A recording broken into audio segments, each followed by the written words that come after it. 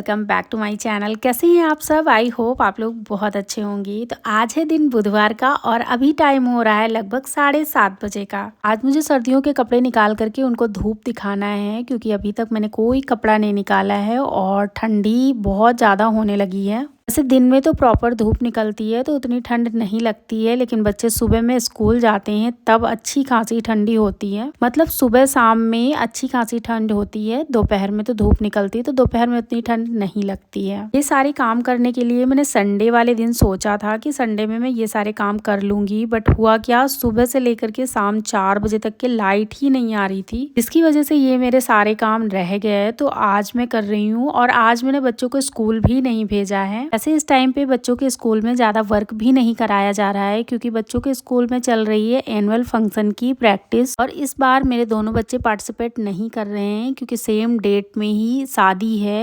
क्योंकि आज दोनों बच्चे स्कूल नहीं गए हैं, जिसकी वजह से सोकर उठने में भी थोड़ा लेट हो गया है। 7 बजे के करीब हम लोग सो करके आज उठे हैं। बच्चे उठ करके अपना ब्रश वगैरह कर रहे थे और मैं लगा रही हूँ झाड़ू। तो पूरे घर में मैंने झाड़ू लगा लिया है, ये लास्ट का है। और झाड़ू लगाने में मैक्सिमम मुझे 40 से 45 मिनट का टाइम लगता है, क्योंकि झाड़ू लगाते टाइम सारी बेडशीट्स और सोफे कवर वगैरह झाड़ करके अपनी जगह पर वापस से लगाना होता है, तो थोड़ा सा मतलब टाइम लग जाता है मुझे। पोछा लगाने में फिर उतना टाइम नहीं लगता है, पोछा फटाफट से लग जाता है, क्योंकि सारी चीज़ें पहले से ही प्रॉपर अपनी जगह पर होती हैं। तो पोछा लगाते टाइम कुछ भी इधर से उधर नहीं करना होता है, जिसकी वजह से पोछा फटाफट से हो जाता है। झाड़ू पोछा हो जाने के बाद अब मैं कर रही हूँ सिवाय के बालों में चंपी। तो हफ्ते में 1 से 2 बार ही हो पाती है। उसका रीज़न ये है कि जब मैं बच्चों को नहलाती हूँ तब मैं इन लोगों का हेयर वॉश करवाती हूँ, और जब मुझे हेयर वॉश करना होता है तभी मैं हेयर ऑयलिंग करती हूँ।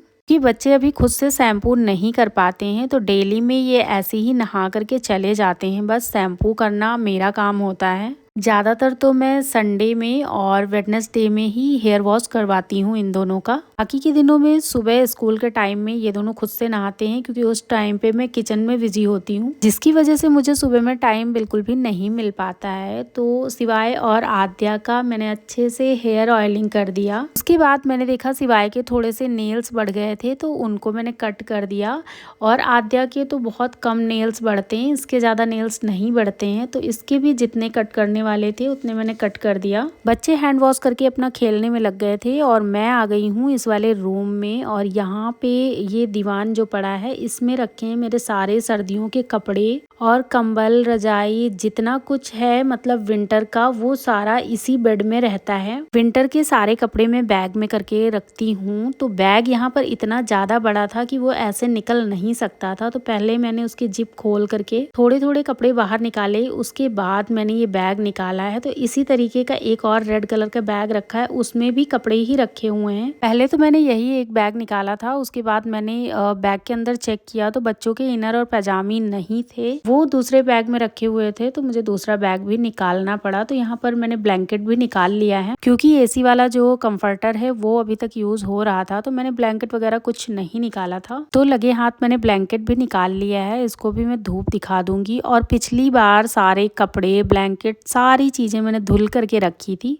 जिसकी वजह से धूप दिखा करके उसके बाद में इसको हम यूज कर सकते हैं। कपड़ों को कभी भी बिना धुले नहीं रखना चाहिए, खास करके सर्दियों के जो कपड़े होते हैं उनको बिना धुले बिल्कुल भी नहीं रखने चाहिए। तो एक बैग निकालने के बाद फिर ये दूसरा बैग मैंने ओपन किया, तो इसमें पूरे कपड़े मेरे थे। मेरे कपड़ों वाला बैग मैंने ऐसे ही बंद करके रख दिया था, क्योंकि अभी जितने कपड़ों को धूप दिखाऊंगी उतने ही मुझे फोल्ड करके रखने भी हैं।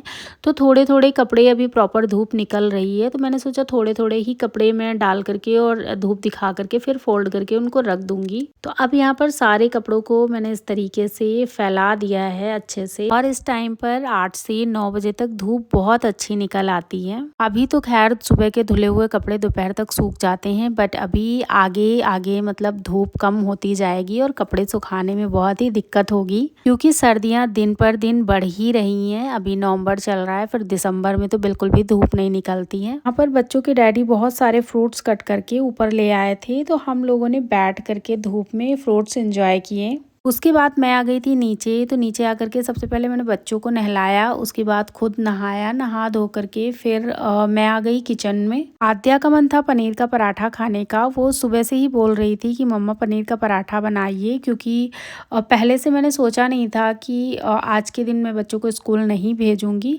तो मंगलवार की शाम को मैंने बच्चों से प्रॉमिस किया था कि कल लंच में पनीर का पराठा दूँगी।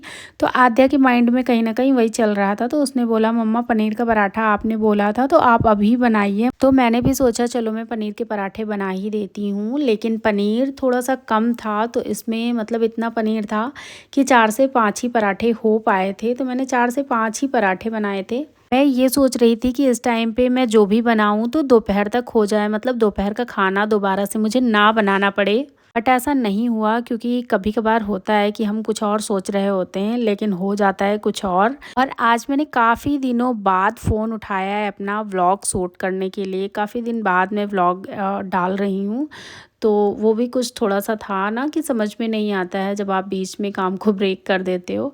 बट मेरे साथ तो ये होता ही रहता है, क्योंकि 2 छोटे बच्चे मैनेज करना और घर, मतलब बहुत सारे काम हो जाते हैं करने के लिए, और हर काम आपका प्रॉपरली हो ऐसा ज़रूरी नहीं है। तो मेरे भी कुछ काम होते हैं जो छूट जाते हैं। जो काम मुझे ज़्यादा ज़रूरी लगते हैं उनको मैं अपनी फर्स्ट प्रायोरिटी में रखती हूँ, तो वो काम तो मुझे करने ही करने होते हैं। जैसे कि सुबह से लेकर दोपहर तक मेरा रूटीन ऐसा होता है जिसमें मुझे बिल्कुल भी टाइम नहीं मिलता है, और उसी रूटीन के अंदर आता है बच्चों को स्कूल से लाना, जिसमें मुझे लगभग 1 घंटा लग जाता है। स्कूल से लाने के बाद हो जाती है शाम, क्योंकि 2:30 बजे छुट्टी होती है, स्कूल से आते आते 3 साढ़े 3 हो जाता है। फिर मुझे टाइम नहीं मिलता है और मेरी समझ में नहीं आता है कि अब मैं क्या करूं।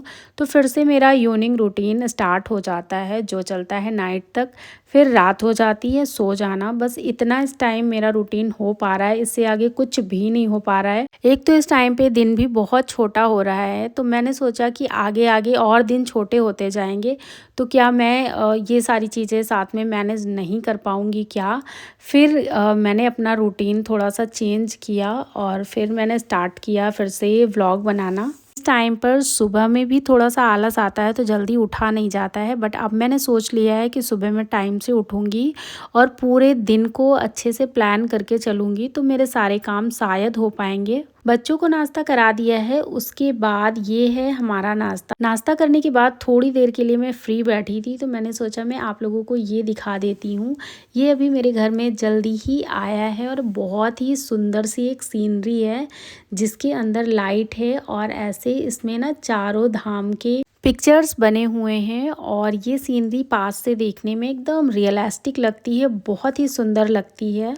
तो इतने सारे काम निपटाने के बाद अब मैं दिखा रही हूँ आप लोगों को थोड़ा सा अपना घर। बच्चों को मैंने पढ़ने के लिए बोला, तो दोनों अपनी बुक लेकर के ऊपर चले गए हैं, तो वो दोनों ऊपर बैठ करके धूप में पढ़ रहे हैं। इस वजह से इधर अभी इतनी साफ सफाई है। बच्चों के नीचे आते ही चीजें शायद अपनी जगह पर ना रहें। और अब यहाँ पर तैयारी कर रही हूँ मैं दोपहर के खाने की। तो चावल मैंने 10 से 15 मिनट पहले ही भिगो करके रख दिया था, जिसमें मैंने पानी डाल करके चढ़ा दिया है गैस पे। उसके बाद सब्जी के लिए जो भी मुझे चॉपर में करना था, प्याज टमाटर, वो सारा मैंने कर लिया है। तो प्याज को मैंने चॉपर में कर लिया है और टमाटर को मैंने ऐसे ही बारीक बारीक काट लिया है। टमाटर वैसे भी जल्दी से गल जाता है। और आज मेरे हस्बैंड भी घर पे थे, तो उन्होंने बोला पनीर की सब्जी और चावल बना लो। तो पनीर घर पे था नहीं, तो उन्होंने फटाफट से ब्लिंकिट कर लिया, और भी कुछ सामान थे जो मुझे मंगाने थे, 1-2 सामान, तो वो भी आ गए थे।